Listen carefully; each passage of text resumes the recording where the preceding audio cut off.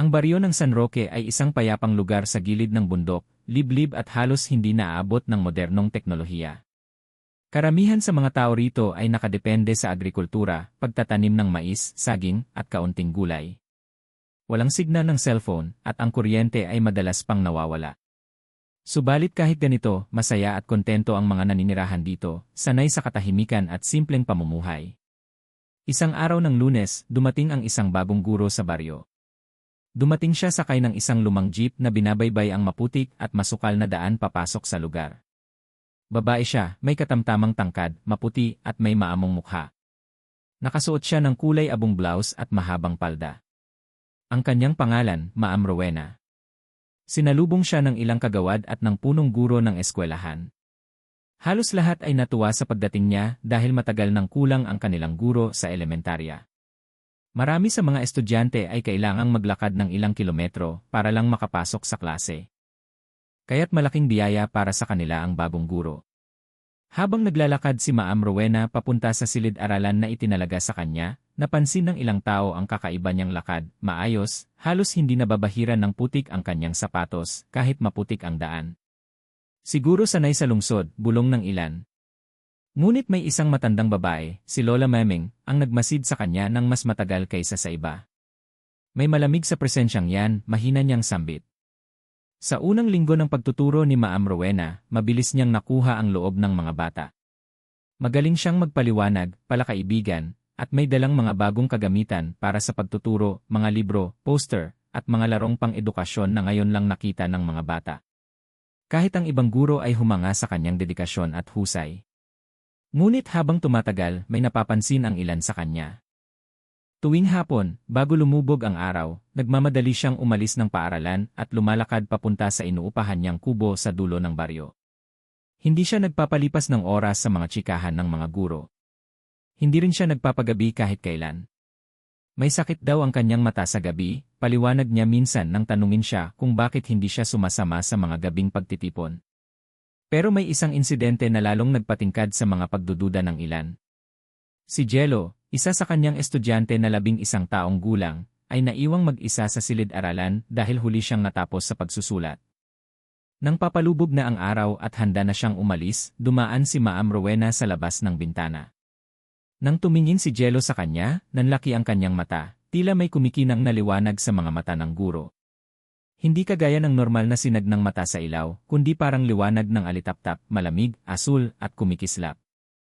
Kinusot ni Jello ang kanyang mata, at nang muling tumingin, wala na roon si Ma'am Rowena. Tinakbo niya ang kanyang bahay at hindi na binanggit kahit kanino ang kanyang nakita. Hindi niya alam kung totoo ang nakita niya o guni-guni lamang. Kinabukasan, hindi makatingin si Jello kay Ma'am Rowena. Ramdam ng guro ang pagkailang ng bata.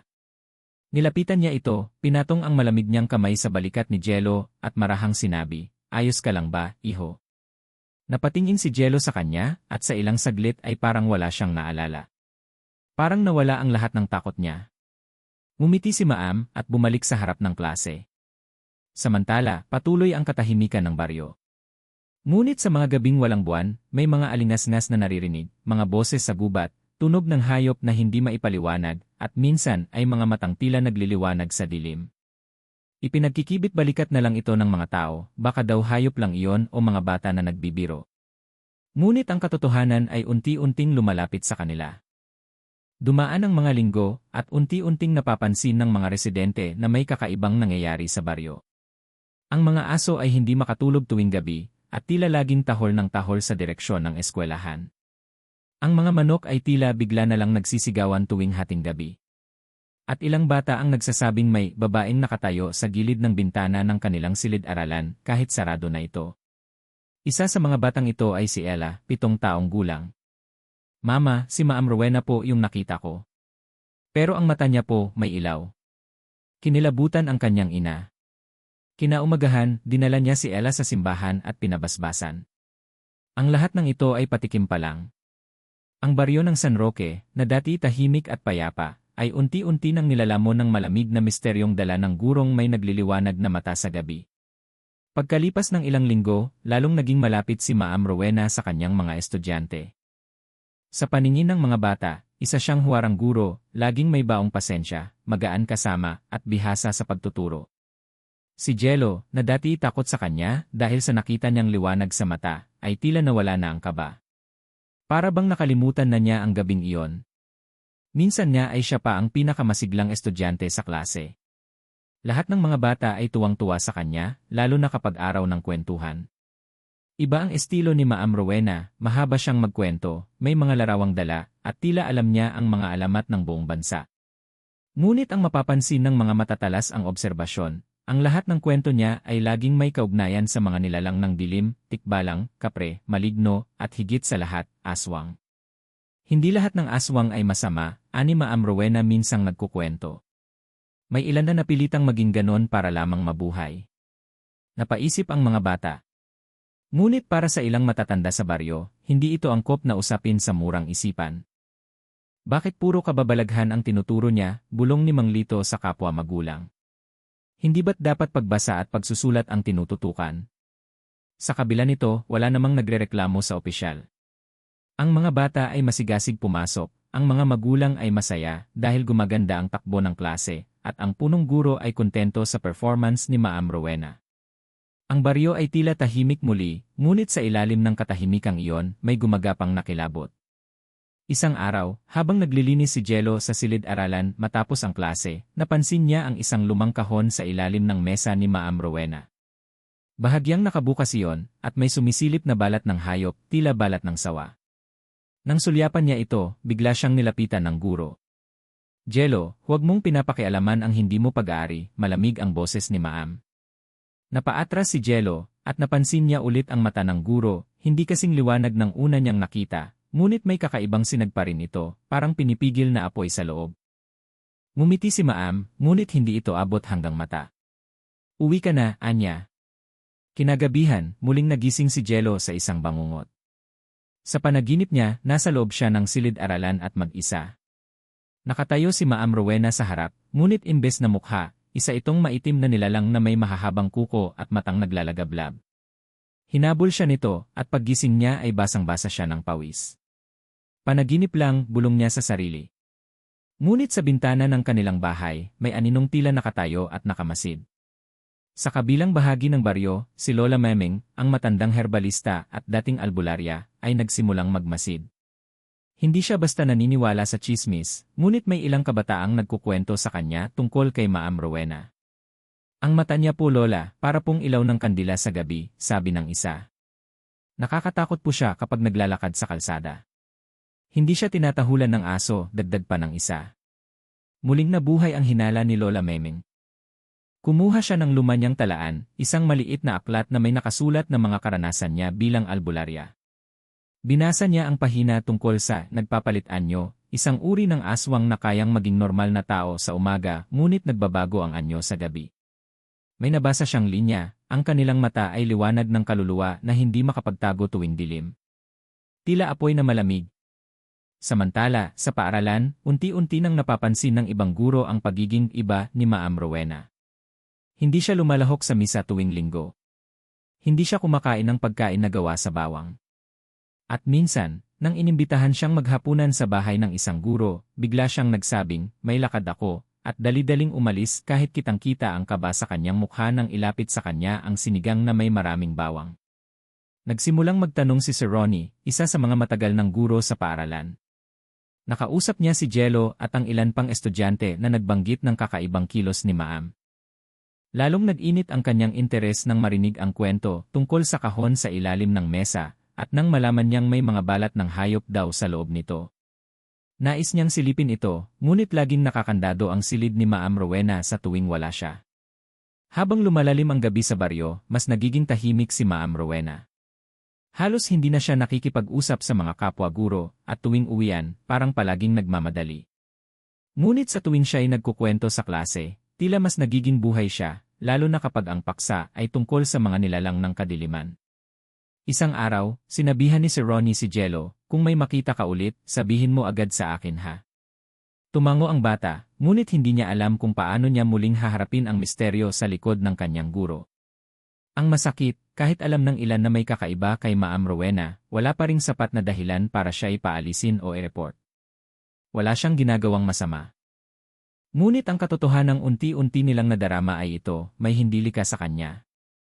May malamig na enerhiya na bumabalot sa kanyang paligid, at habang tumatagal, mas lumalalim ang koneksyon niya sa mga bata, lalo na sa gabi. At sa bawat gabing lumilipas, parami ang mga batang hindi makatulog, nananaginip ng madilim, at nagsasabing may mga matang nakamasid sa kanila mula sa dilim. Isang gabing walang buwan, habang ang mga tao sa baryo ng San Roque ay natutulog na, may kakaibang nangyari sa loob ng eskwelahan. Sa isang silid-aralan, may narinig na mga mahihinang kaluskos. Isang batang lalaki na nakatira malapit sa paaralan, si B-Boy, ay biglang nagising. Tila may humahatak sa kanyang pandinig papunta sa eskwela. Lumabas siya sa kanilang kubo, nakayapak, at dahan-dahang lumapit. Paglapit niya sa bakod ng paaralan, napansin niyang may nakatayo sa loob ng silid ni Ma'am Rowena.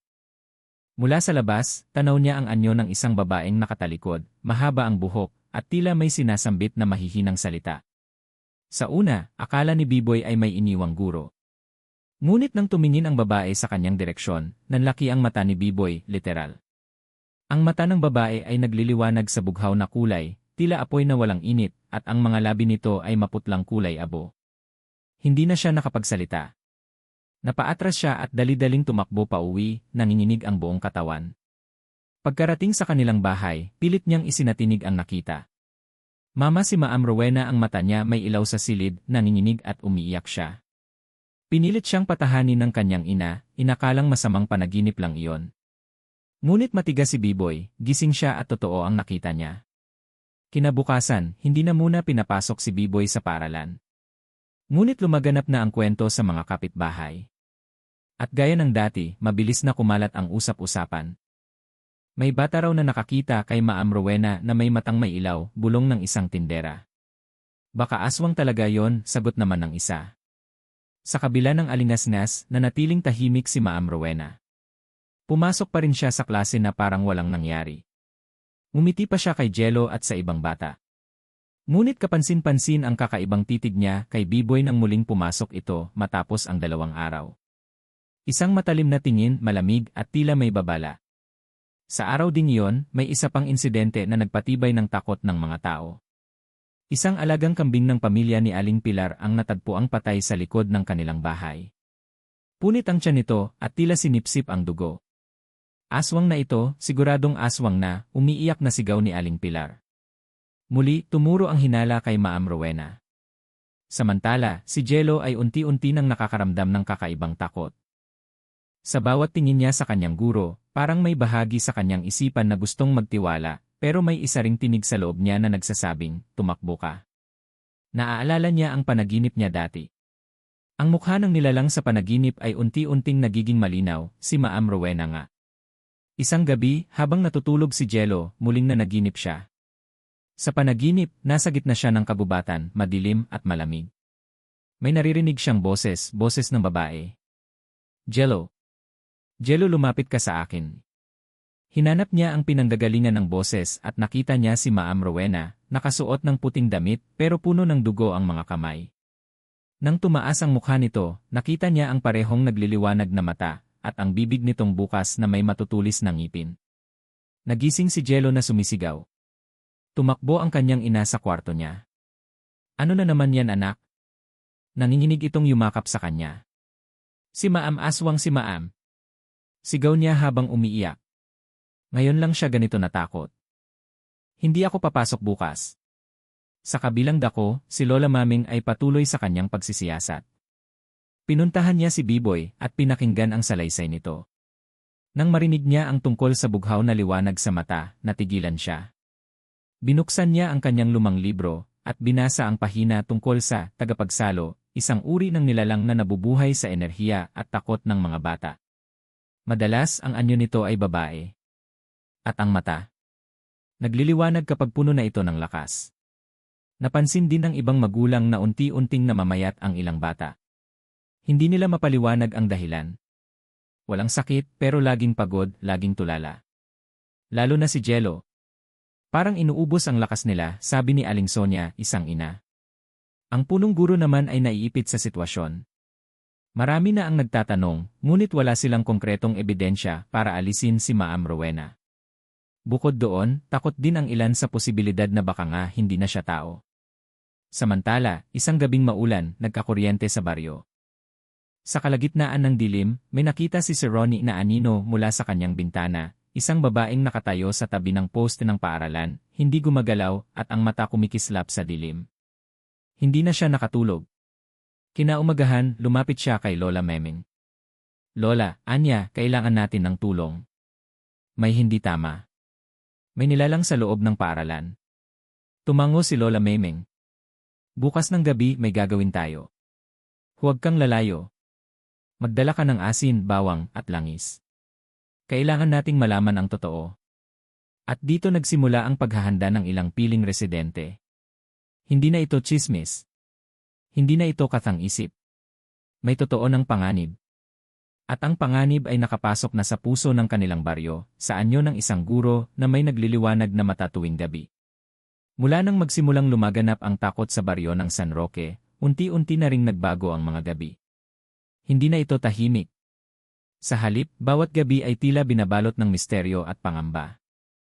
Mula sa loob ng mga bahay, naririnig ang kahol ng mga aso, ang tila impit na iyak ng mga manok, at minsan, mga kaluskos sa bubong na hindi maipaliwanag.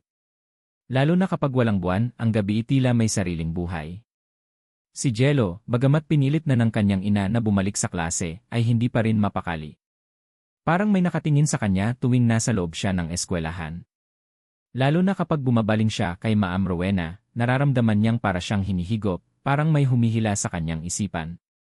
Ngunit hindi lang siya. Ilang kaklase rin niya ang nagsabing nahihirapan silang matulog tuwing gabi, palaging nananaginip ng kung ano-anong kakaiba.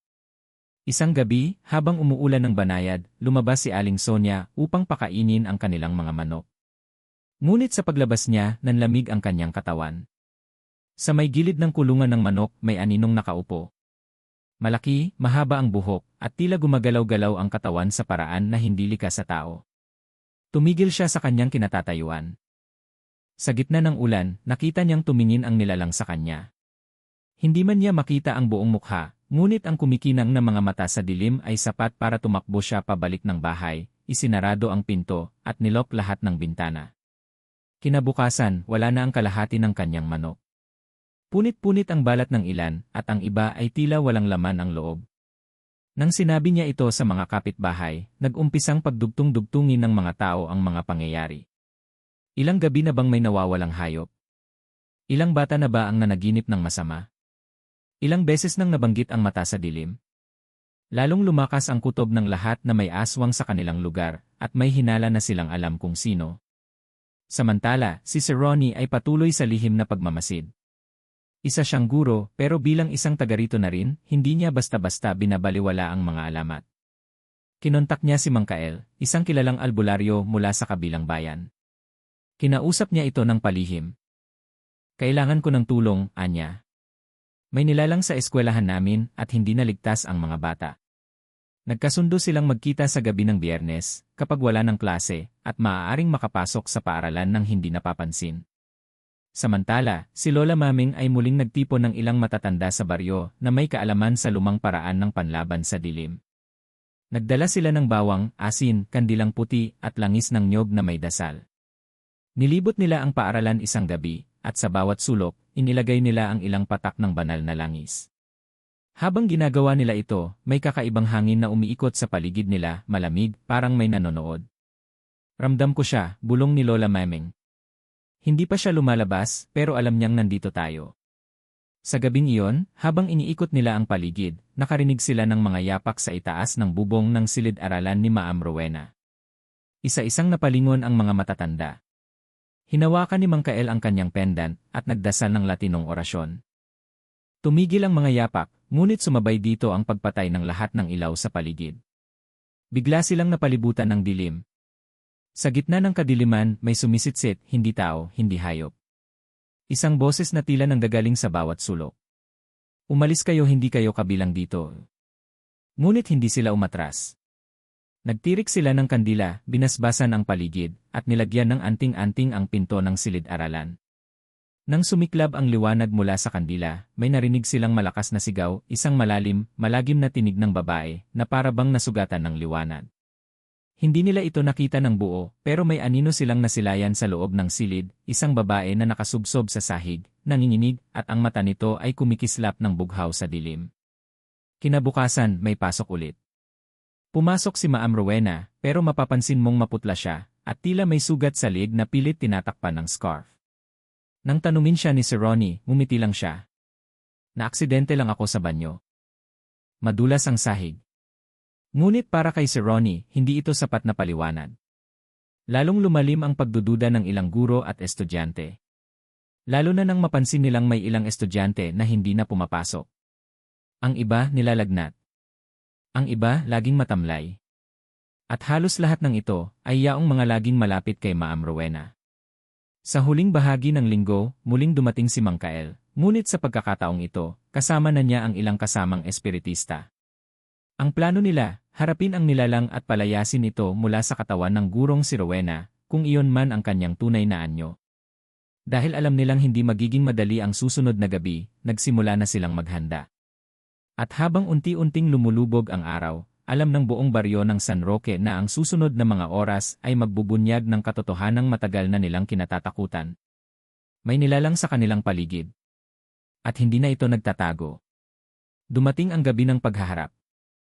Sa lumang silid-aralan ng baryo, lihim na nagsama-sama sina Mang Kael, Sir Ronnie, Lola Memeng, at 3 espiritista mula sa kalapit na bayan. Kasama rin nila ang ilang piling taga-baryo na may tapang at paniniwala. Pinagplanuhan nila ang lahat mula sa mga gamit na dadalhin hanggang sa mga orasyon at ritual na kanilang isasagawa. Alam nilang hindi ito magiging madali at higit sa lahat, hindi ito ligtas. May isang layunin sila, ihiwalay at paalisin ang nilalang na sumanib kay Ma'am Rowena kung siya man ay isa pa ring tao. Bago ang lahat, pinatawag nila si Sir Ronnie. Bilang kapwa-guro at pinakamalapit sa kanya sa paaralan, siya ang huling magtangkang kausapin si Ma'am nang hindi gamit ang dasal o puwersa. Gabi na nang magtungo si Sir Ronnie sa inuupahang bahay ni Ma'am Rowena, isang maliit na kubo sa gilid ng kagubatan. Madilim ang paligid at malamig ang hangin. Kumatok siya. Ma'am Rowena, si Sir Ronnie ito. Pwede ba tayong mag-usap? Ilang segundo ang lumipas bago bumukas ang pinto. Lumitaw si Ma'am Rowena. Maputla siya at baka sa mukha ang matinding pagod.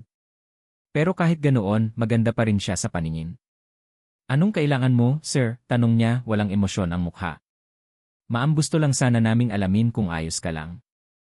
Marami na po kasing nangyayari sa paligid. Marami nang natatakot. Sandaling katahimikan. Hindi mo naiintindihan, Ronnie, sagot ni Ma'am, mahina ang tinig. Pinilit kong mamuhay bilang normal na tao. Akala ko kaya kong itago, biglang nanlamig si Sir Ronnie. Itago ang alin, Ma'am? Tumingin si Ma'am Rowena sa kanya. Sa loob ng ilang segundo, nakita niya ang mga mata nitong unti-unting kumislap, bughaw na liwanag, malamig, hindi likas. Sa likod ng mga matang iyon, naramdaman niya ang lungkot, sakit, at isang bagay na mas malalim pa, gutom. Lumayo ka na, bulong ni Ma'am Rowena. Bago ko pa hindi mapigilan. Bigla siyang isinara ang pinto. Naiwan si Sir Ronnie sa labas, nanlalamig, nanginginig, ngunit ngayon ay siguradong-sigurado na sa kanyang nakita. Makalipas ang isang oras, nakapwesto na sina Mang Kael at ang kanyang grupo sa paligid ng kubo. Binalutan nila ito ng asin, bawang, at mga dahon ng sambong. Nagtirik sila ng kandila sa 4 na sulok at sinimulan ang ritual. Sa gitna ng dasal, nagsimulang umalon ang hangin. Kumidlat sa kalangitan at biglang nag-brownout sa buong baryo. Ang ilaw mula sa mga kandila lamang ang nagsilbing liwanag ng paligid.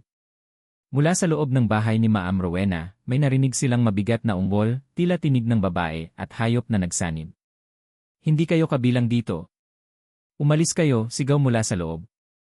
Ngunit mas lalong pinaigting ni Mang Kael ang dasal. Panginoong may kapal, ilayo mo kami sa masama. Ipakita mo sa amin ang totoo, at bigyan mo kami ng lakas na wakasan ang dilim na ito. Sa isang iglap, tumilapon ang pinto ng kubo. At mula sa loob, lumitaw si Ma'am Rowena, hindi na siya ang guro na kilala nila. Ang kanyang balat ay maputla, halos kulay abo. Ang kanyang mga mata ay tila 2 apoy na bughaw, at ang kanyang mga kuko ay mahahabat matutulis. Ngunit kahit ganoon, ang kanyang anyo ay hindi ganap na hayop, isa pa rin siyang babae. At sa kanyang mukha ay makikita ang lungkot at paghihirap. Hindi ko ito ginusto, mahina niyang bulong. Lumapit si Lola Memeng. Kung hindi mo ito ginusto, hayaan mong iligtas ka namin. Ngunit biglang nag-iba ang ekspresyon ni Ma'am Rowena. Hindi na ako matutulungan, anya, ngayon ay tinig ng dalawang nilalang, isang babae at isang malalim, malademonyong boses. Matagal na akong patay. Ang katawan na ito ay pinangakuan ng ikalawang buhay, kapalit ng kaluluwa. Tumindig ang balahibo ng lahat ng nakasaksi. Tinangka nilang ikulong siya gamit ang bilog ng asin at langis, habang patuloy sa pagdarasal si Mang Kael. Tumitili si Ma'am Rowena, halos hindi na makakilos. Bumagsak siya sa lupa, nanginginig at muling sumigaw. Masasaktan kayo. Kapag nawala ako, may mas masahol pa ang darating. Ngunit hindi na sila umatras. Nang tuluyang natapos ang dasal, napaluhod si Ma'am Rowena. Nawala ang liwanag sa kanyang mga mata. Dahan-dahan siyang tumingala at nagsalita sa tunay na tinig niya. Salamat sa wakas, at sa isang iglap, bumagsak ang katawan niya sa lupa. Walang buhay. Walang halinghing. Tahimik. Kinabukasan, kumalat ang balita sa buong baryo. Si Ma'am Rowena ay bigla na lang nawala. Ayon sa opisyal na pahayag, umalis siya nang hindi nagpapaalam, iniwan ang lahat ng gamit niya. Ngunit ang mga nakasaksi ng gabi ng ritual, sina Mang Kael, si Ronnie, at ang iba pang taga-baryo, alam ang totoo.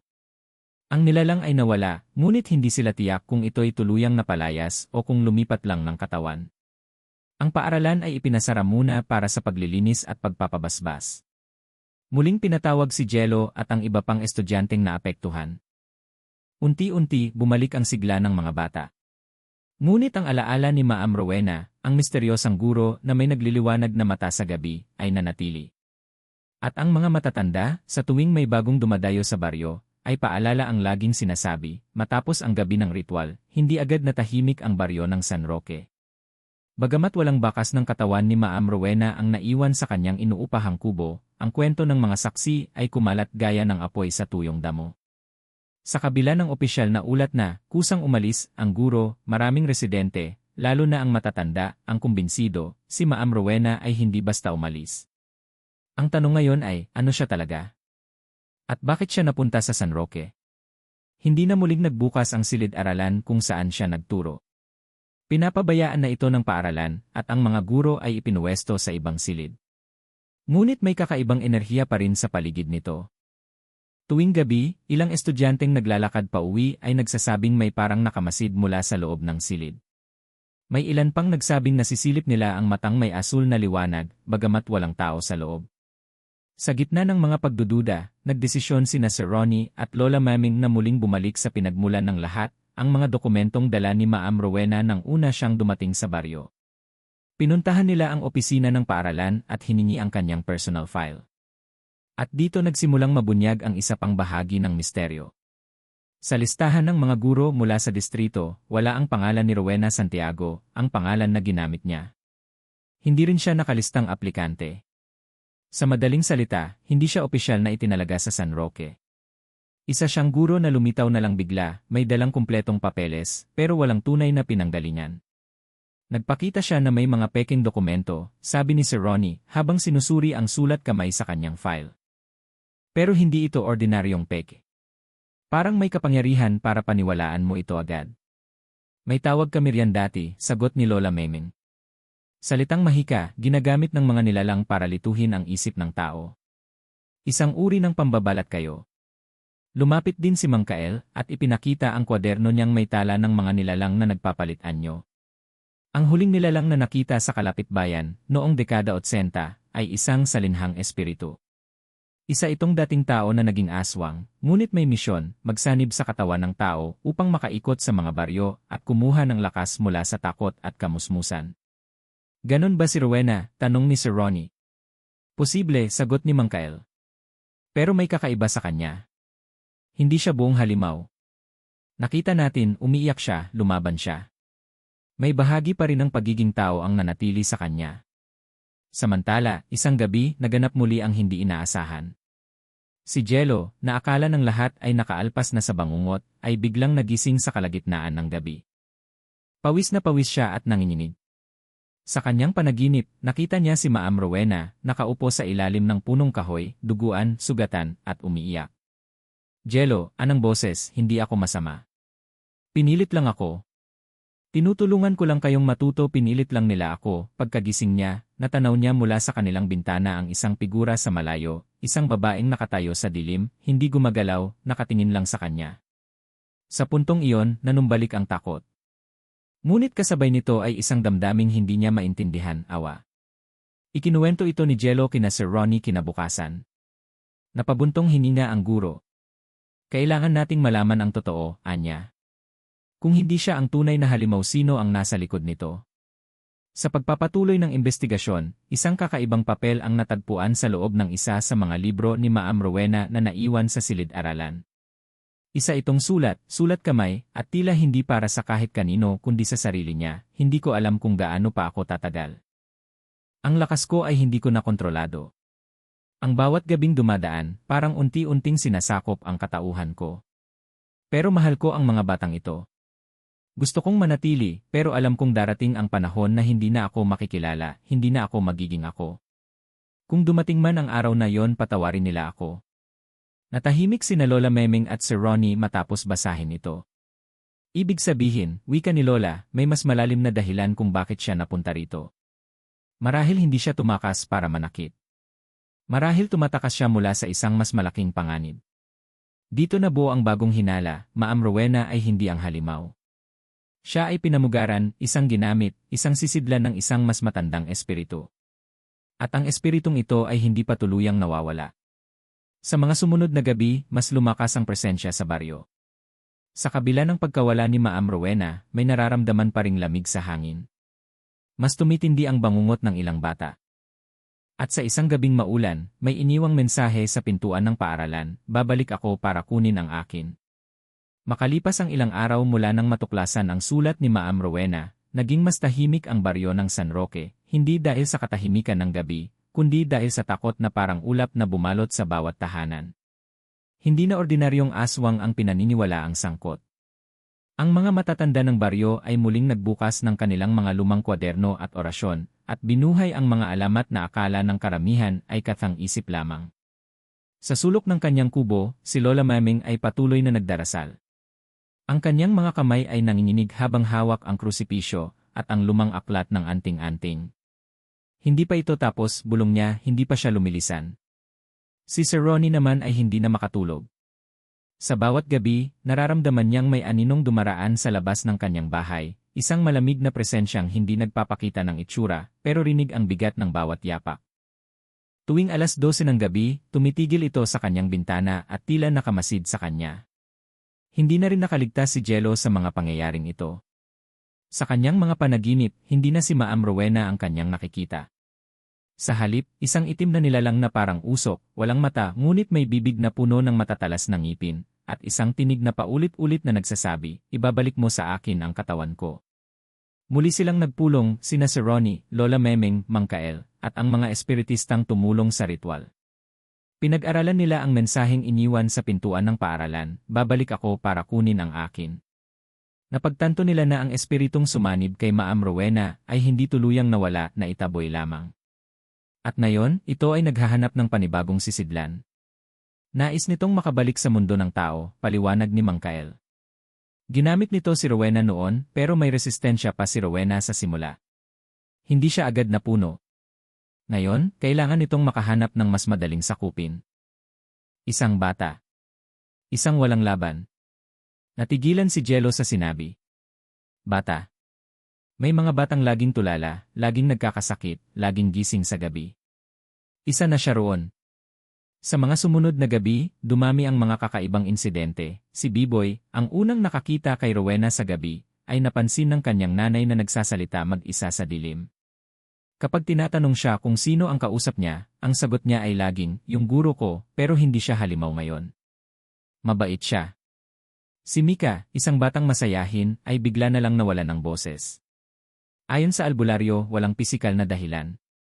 Para bang may tumakip sa kanyang dila mula sa loob. At si Jello, sa kanyang panaginip, ay tila nararamdaman niyang unti-unting may bumabalot sa kanyang katawan, isang malamig na ulap na hindi niya maitaboy.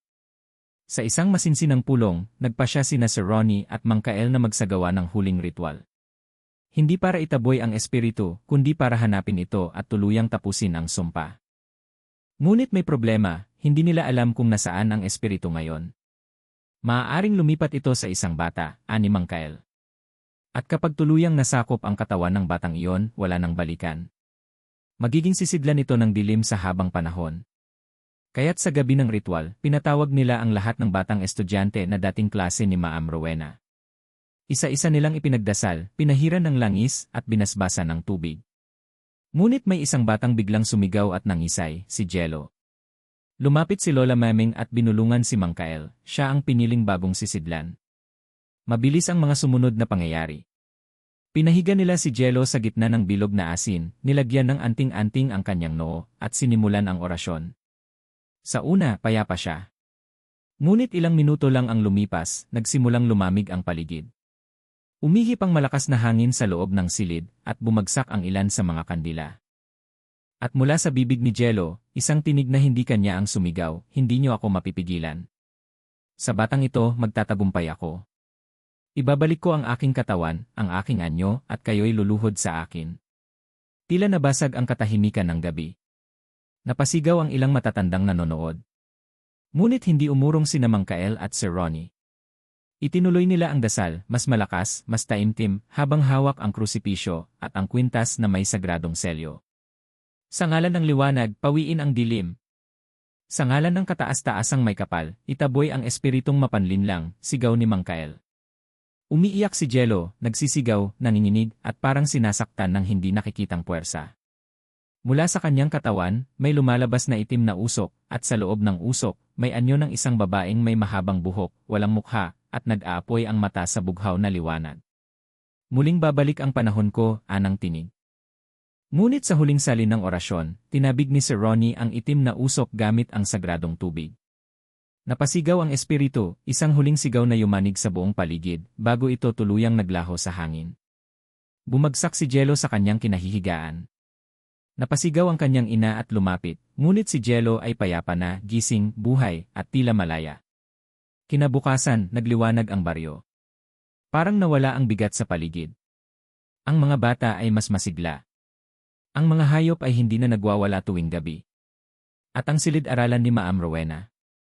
Isa na lang itong lumang silid, wala ng presensya, wala ng kilabot. Ngunit sa huling bahagi ng araw na yon, may batang lumapit kay Jello. Isang batang hindi niya kilala. Ngumiti ito at bumulong, "Ikaw lang ang nakawala." Pero hindi ibig sabihin tapos na ito, tumalikod ang bata at nawala sa gitna ng damo. At sa malayo, sa lilim ng puno, may aninong tila nakamasid. Lumipas ang ilang linggo mula nang isagawa ang huling ritual para mailigtas si Jello mula sa espiritu. Akala ng lahat, natapos na ang lahat, na tuluyan nang nawala ang nilalang na sumanib kay Ma'am Rowena. Bumalik ang normal na takbo ng buhay sa baryo ng San Roque. Ang mga bata ay masigla ng muli, ang mga magulang ay panatag na, at ang mga gabi ay muling naging tahimik. Ngunit si Jello, hindi siya makalimot. Sa bawat gabi na tahimik, sa bawat patak ng ulan, sa bawat dampi ng malamig na hangin, naaalala niya ang mga mata ni Ma'am Rowena, kumikislap, hindi sa kasamaan, kundi sa lungkot. Sa kanyang isipan, hindi ito basta kwento ng isang aswang. Ito'y kwento ng isang nilalang na pinaglaruan ng mas masamang espiritu, isang biktima na pinilit mamuhay sa pagitan ng dalawang mundo. Isang gabi ng kabilugan ng buwan, nagising si Jello na tila may humihila sa kanyang damdamin. Hindi takot ang kanyang naramdaman, kundi pagnanais na makaharap si Ma'am Rowena sa huling pagkakataon. Sa kanyang isipan, para bang may tinig na bumubulong, sa ilalim ng buwan, makikita mo ang katotohanan. Tahimik siyang lumabas ng bahay, dala ang lumang pendant na iniabot ni Lola Memeng, na pinaniniwala ang may panangga sa masamang espiritu. Suot lamang ang kanyang lumang jacket at sinelas, tumahak siya patungo sa lumang bahagi ng eskwelahan, sa may likod, kung saan may maliit na sapa at puno ng balete. Pagdating niya sa lugar, tahimik ang paligid. Maliwanag ang buwan, at ang mga aninong nililikha nito sa lupa ay tila nagsasayaw. Tumayo si Jello sa tabi ng sapa, at huminga ng malalim. "Ma'am Rowena," bulong niya, "nandyan ka ba?" Isang malamig na simoy ng hangin ang dumaan, at biglang lumitaw ang figura ng isang babae sa ilalim ng punong balete. Suot niya ang kanyang puting blouse at mahabang palda, ang uniforme ng isang guro. Si Ma'am Rowena. Hindi siya lumalakad, kundi tila lumulutang. Ngunit sa kanyang mukha ay wala na ang dating takot ni galit. Sa halip, mapayapa ito. Tahimik silang nagkatitigan ni Jello. Ako'y nagpapasalamat sa iyo, mahinang sabi ni Rowena. Dahil hindi mo ako tinuring na halimaw hanggang dulo. Hindi kayo halimaw, ma'am, sagot ni Jello. Ginamit lang kayo. Tumango si Rowena. Tama ka. Matagal na akong nilamon ng dilim. Akala ko'y kaya kong labanan. Pero habang tumatagal, unti-unti itong sumisipsip ng kung sino talaga ako. Hanggang sa ako na ang pinaniniwala ang halimaw. Umupo si Rowena sa tabi ng sapa at tinuro ang refleksyon sa tubig. Diyan ko minsang nakita ang sarili ko. Nagtanong ako, sino na ba ako? Isa pa rin bang guro? O isa ng nilalang ng dilim? Tumingin siya kay Jello. Pero nang una kitang makilala at ang iba mong kaklase, naalala ko ang dahilan kung bakit ako narito. Hindi para sirain, kundi para magturo. Para magbigay liwanag. Napayuko si Jello. Patawarin niyo kami, ma'am. Hindi namin kayo agad naintindihan. Ngumiti si Rowena, ngunit may lungkot pa rin sa kanyang mga mata. Hindi niyo kasalanan. May mas malalim na dahilan kung bakit ako dinala sa San Roque. Ang espiritong iyon isa siyang matandang kaluluwa na matagal nang nagpapalipat-lipat ng katawan. Isa siyang nilalang na pinalaya sa ilalim ng lupa at ngayoy patuloy na naghahanap ng tahanan. Wala na ba siya? Tanong ni Jello. Napalayas siya sa katawan ko, sagot ni Rowena. At napigilan niyo siya na mapasok ka. Pero hindi ibig sabihin ay tuluyan na siyang nawala.